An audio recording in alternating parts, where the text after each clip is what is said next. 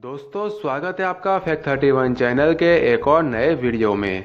तो दोस्तों आपने आज तक पुराने जमाने की बहुत सारी कुप्रथाओं के बारे में तो सुना ही होगा, जिसमें हर बार किसी ना किसी तरीके से औरत को बलि का बकरा बनाया जाता है। लेकिन आज मैं आपको एक ऐसी कुप्रथा के बारे में बताने वाला हूँ जो बहुत ही क्रूर, घटिया और सबसे अपमानजनक प्रथा है। इस प्रथा में नीची जाति की लड़कियों को अपनी छाती ढकने का अधिकार नहीं था। अगर वो लड़कियां अपनी छाती ढकना चाहे तो उनको उस चीज का टैक्स देना पड़ता था। लेकिन आखिर ये कुप्रथा शुरू किसने की और फिर इसका अंत कैसे हुआ, ये सब आपको आज की इस वीडियो में पूरे विस्तार से जानने को मिलेगा। तो चलिए जानते हैं।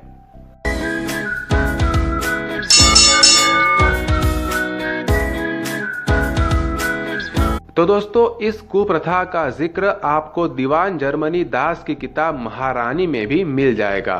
अगर आपको वो किताब पढ़नी हो तो नीचे डिस्क्रिप्शन में दी गई लिंक से पढ़ सकते हो। तो दोस्तों आजादी से पहले दक्षिण भारत में एक रियासत थी जिसका नाम था त्रावणकोर। 1719 से 1949 तक वजूद में रही इस रियासत का विस्तार केरल से तमिलनाडु के कई हिस्सों तक था। श्री पद्मनाभ स्वामी मंदिर भी इसी विरासत का हिस्सा है। इस त्रावणकोर रियासत में एक रिवाज था जिसमें वहां की औरतों को अपने से कथित ऊंची जाति के लोगों को सम्मान देने के लिए शरीर का ऊपरी हिस्सा खुला रखना पड़ता था। स्त्री और पुरुष दोनों ही इस नियम का पालन करते थे। यह नियम सब जाति की स्त्रियों पर लागू होता था, लेकिन वर्ण व्यवस्था के पायदान पर सबसे नीचे होने के चलते दलित महिलाएं सबसे ज्यादा इसका शिकार हुई थी। नादर समुदाय ने इस नियम का विरोध किया था, इसीलिए इस परंपरा को सबसे ज्यादा उनके साथ जोड़कर याद किया जाता है। नादर एक समुदाय है जिसमें कई जातियां शामिल है। ये लोग त्रावणकोर रियासत में नायर जमींदारों के यहाँ मजदूरी करते थे। इन नादर लोगों को छाते का इस्तेमाल करने और सोने के गहने पहनने की भी इजाजत नहीं थी। परंपरा के मुताबिक नादर महिलाओं को हर समय सवर्णों के सामने टॉपलेस रहना अनिवार्य था। वहीं त्रावणकोर की दूसरी जातियों की महिलाएं भी इसकी शिकार थी। खुद नायर महिलाएं ब्राह्मणों के सामने कपड़े नहीं पहन सकती थी। क्षत्रिय और ब्राह्मण जाति की आम स्त्रियां जब बाहर बाजार आदि के लिए निकलती थी तो वे अपना शरीर ढक सकती थी, लेकिन घर और मंदिरों में उन्हें भी ब्राह्मणों और राज परिवार वालों के सम्मान में अपने स्तन दिखाने पड़ते थे। मंदिर के अंदर जाने पर हर स्त्री को पुरोहित के सामने अर्धनग्न होना पड़ता था। पुरोहित एक लंबी लाठी के सिरे पर चाकू बांध कर रखते थे। अगर कोई स्त्री पूरे कपड़े पहने होती तो पुरोहित उसके कपड़े फाड़ देते। पिछड़ी जाति की महिला के ऐसा करने पर अक्सर उनके कपड़े फाड़कर पेड़ से लटका दिया जाता था, ताकि और महिलाएं दोबारा वैसा करने की हिम्मत न करें। रियासत के महाराज जब कभी रास्तों से गुजरते तो सारी कुंवारी लड़कियां आधे कपड़े उतारकर फूल बरसाती थी। कुछ जगहों पर स्त्रियां टैक्स देकर अपने स्तन ढक सकती थी, लेकिन इस टैक्स का सबसे शर्मनाक पहलू यह था कि ये टैक्स महिलाओं के स्तनों के आकार के अनुपात में लिया जाता था। ऐसा भी नहीं था कि इस शोषण के लिए सिर्फ पुरुष ही जिम्मेदार थे। राज परिवार की स्त्रियों ने भी इस प्रथा का इस्तेमाल नीचे समुदाय की महिलाओं के खिलाफ किया। एक कहानी मिलती है कि जब एक कथित नीची जाति की महिला के स्तन ढकने पर रानी अंतिगल ने उसके स्तन कटवा दिए थे। नादरों ने इस प्रथा के खिलाफ आवाज उठाई। कई निम्न जाति के मजदूर चाय के बागानों में काम करने श्रीलंका चले गए और फिर 1800 आते आते अंग्रेजों का दखल राजकाज में बढ़ गया। 1829 में रियासत के दीवान मुनरो ने ऐलान किया कि अगर नादर महिलाएं ईसाई बन जाए तो उन पर ये हिंदू नियम लागू नहीं होंगे। इसके बाद वो पूरे कपड़े पहन सकती है। मुनरो के इस आदेश का भरपूर विरोध हुआ।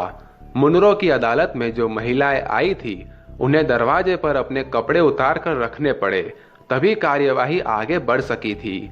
इस आदेश के बाद राजतंत्र ने इसे खारिज करने की बात की, मगर इस प्रथा का विरोध यहाँ से शुरू हो गया था। इस कुप्रथा का एक महिला ने डटकर मुकाबला किया। वह त्रावणकोर के चैरथला की रहने वाली थी। वह लड़की काफी सुंदर थी, जिस वजह से उनको लोग नांगेली के नाम से पुकारते थे। अन्य दलित महिलाओं की तरह उनको भी सार्वजनिक स्थानों पर अपने स्तन को खुला रखने के लिए मजबूर किया गया, लेकिन उन्होंने इस कुप्रथा का डटकर मुकाबला करने का फैसला किया। उन्होंने सार्वजनिक स्थानों पर जाते समय हर समय अपना स्तन ढकना शुरू कर दिया। इससे उच्च बिरादरी के लोग उनसे चिढ़ गए और खतरनाक महिला का करार दे दिया। खैर, नांगेली को किसी की परवाह नहीं थी, क्योंकि नांगेली को अपने पति का समर्थन हासिल था। इससे वहां का राजा डर गया। उसको लगने लगा कि कहीं पूरा दलित समुदाय ही बगावत ना कर दे। उसने नांगेली और उसके पति से जबरन टैक्स वसूलने के लिए अपने लोगों को भेजा। जब टैक्स वसूलने वाले अधिकारी को अपने दरवाजे पर देखा तो नांगेली ने राजा का आदेश मानने से इनकार कर दिया। कुछ देर सोचने के बाद वह अपनी झोपड़ी के अंदर गई, अपने स्तनों को काटा और केले के पत्तों में उसे सजाकर टैक्स अधिकारियों को दे दिया। नांगेली खून से लथपथ हो गई और आखिरकार उनकी मौत हो गई। नांगेली के पति को यह सदमा बर्दाश्त नहीं हुआ और वह उनकी चिता पर कूद गए। इसी तरह वह सती करने वाले पहले पुरुष भी बन गए। उसकी मौत ने निचली जाति के लोगों को हिम्मत दे दी। वो लगातार इसके खिलाफ विरोध प्रदर्शन करने लगे। इसमें बहुत सी ईसाई महिलाएं भी शामिल थी। उन्होंने अंग्रेजों के पास जाकर इस बेतुके कानून को बंद करने को कहा और फिर अंग्रेजों के दबाव में त्रावणकोर के राजा ने टैक्स लेना बंद कर दिया। लेकिन स्तन ढकने पर तो रोक जारी रही और ये कुप्रथा करीब 125 साल तक चलती रही। यहाँ तक कि त्रावणकोर की रानी भी इस व्यवस्था को सही मानती थी। तब अंग्रेज गवर्नर चार्ल्स ट्रेवेलियन ने 1859 में इसे खत्म करने का आदेश दिया और नादर महिलाओं को पूरे कपड़े पहनने का अधिकार भी दिया। लेकिन इस आदेश में यह भी लिखा गया था कि कथित नीची जाति की महिलाएं अपना पूरा शरीर तो ढक सकती है, मगर उनकी पोशाक कथित ऊंची जाति की महिलाओं से अलग रहेगी, क्योंकि तब सभी जातियों के पहनावे का एक अलग कोड होता था। ये वो समय था जब पहनावे के भी नियम बने हुए थे। किसी के पहनावे को देखकर आप उसकी जाति के बारे में भी पता लगा सकते थे। लेकिन इसके बाद भी कुछ जगहों पर यह कुप्रथा जारी रही। तब नादर महिलाओं ने वस्त्रों की एक ऐसी शैली विकसित की जो कि उच्च वर्ग हिंदू महिलाओं की शैली जैसी ही थी और फिर संघर्ष चलता रहा और आखिर में 1865 में एक अंग्रेज अफसर के आदेश के द्वारा सबको ऊपरी वस्त्र पहनने की आजादी मिल गई और इस तरह इस कुप्रथा का अंत हुआ। तो दोस्तों, आप इस कुप्रथा के बारे में क्या सोचते हो मुझे कमेंट में जरूर बताना और वीडियो अच्छी लगी है तो लाइक कीजिए, अपने सभी दोस्तों को शेयर कीजिए और ऐसी अनोखी और रोचक वीडियोस देखने के लिए चैनल को सब्सक्राइब कीजिए। वीडियो देखने के लिए आपका धन्यवाद।